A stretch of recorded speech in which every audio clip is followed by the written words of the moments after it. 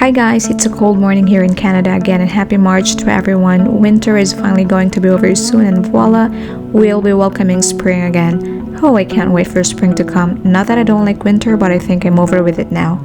Anyhow, for today's video, I'll be sharing with you what to prepare for the Canadian Association of Medical Radiation Technologists exam, because you know we have to be prepared for everything, right? I mean, the cost of the exam and even the testing center or even the remote proctoring is not that cheap, and as much as possible, we want to pass this RAD-TECH exam in just one take, because my oh my, this is dollars that we're talking about. So again, if you're interested, stick around and watch this whole video, because I'm sure you're gonna learn something from this, especially that I'm going to cover things like the structure and format of the exam, what practice exam CAMRT has developed, blueprints, my own tips of course, and many more. And as usual, don't forget to like, subscribe, comment, and share this video with your friends too, so they'll be informed. Okay, so the structure and format of their exam is that it has 185 multiple choice questions delivered in computer and competency-based exam with knowledge-based included as well. In their exam blueprint under radiological technology, and I'm going to use this specialty as an example for the sake of this video, they mentioned that minimum of 80% of the questions will be application or critical thinking, and maximum 20% of questions will be knowledge-based. This is also the same with the other specialty too. And take note, you're only given 4 hours to complete the exam, so make sure you strategize your time consumption, because you think that 4 hours is long, but when you're already taking the exam and thinking of answers, you'll realize that time flies so fast. So again, strategize and use your time wisely. Also, they mentioned that the exam candidates are permitted a maximum of 4 attempts, 1 initial write and 3 rewrites within a 5-year time periods. But don't be too complacent about the rewrites, because every rewrite means spending money for it. So always tell yourself to pass in just 1 take, or probably on the 2nd take, because you know sometimes the first one is always the fail one, because we don't know what to expect yet. And that's why we pass on the 2nd take. But like I've said, tell yourself or the universe to pass the exam in just 1 write, so you have no choice but to push yourself very hard. Now to the million-dollar question, how do we really prepare for the CAMRT exam? Well, CAMRT has developed a practice exam for each of the 4 specialties to help you prepare for the certification exam, but then you'll have to pay $75 so you can access the 100 sample questions. But if my memory serves me right, I don't remember paying a separate $75 after I registered for my seat and exam back then, so maybe they have updated this part already, or maybe I did pay for it but I just could not remember it. Anyhow, they have put this option for people who wants to gauge their knowledge and prepare for the exam too. So if you want to know more about the practice exam, then head over to their website and click on the certification, enter to practice certification, exam preparation, and then click on the practice exam.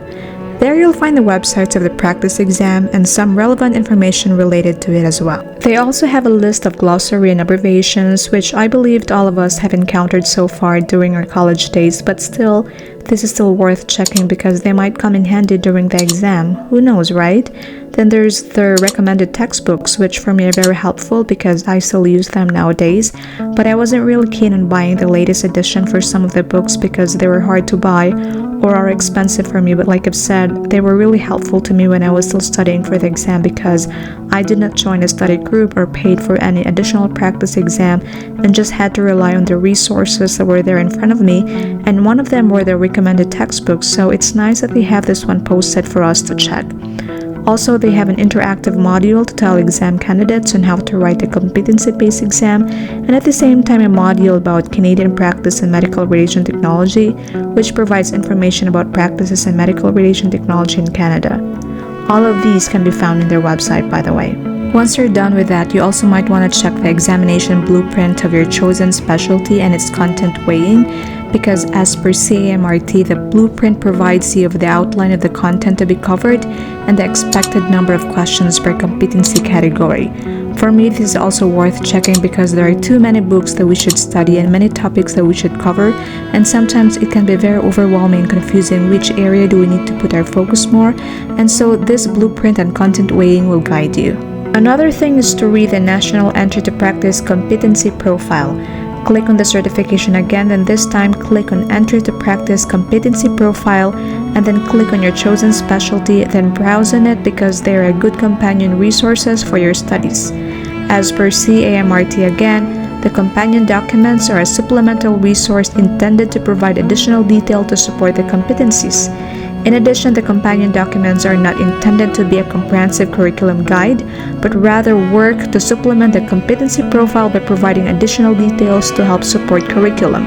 Make sure also you don't just browse on it, but also take time to ask yourself if you know what they are and challenge yourself too.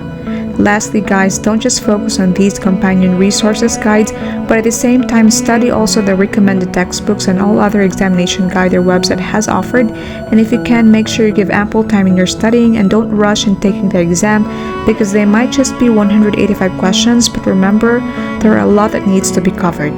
Now, if you still need more practice, especially in radiographic procedures and pathology, patient management, and radiographic equipment and management, because you think that these are the areas that you lack, just know that CAMRT also has courses for those topics I just mentioned.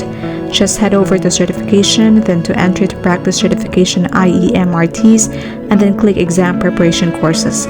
There you'll see 3 exam preparation courses, but then you'll have to pay each of those courses for $350. Is it worth it? I don't know, as I have not tried registering for it, but if you think that the courses will help you in any way in your studies and in passing the exam, then go ahead and try it out. Well, we are nearing the end of this video, and again, I hope I have imparted something to you guys once more. As for me, I just really studied day and night, and during those times, I felt like the information was just too much for my brain to handle, so that's why it took me 2 years before I decided to take the exam, because if I rush and I know for myself that I have not covered it all, then it would just be a waste of time, money, and effort for me. If this strategy is for you, then cheers. However, if not, then do what you think is best suited for you. Again, if you need more information, then you can just go ahead to CAMRT's website. Don't forget to like, subscribe, comment, and share this video if you like it. Paalam!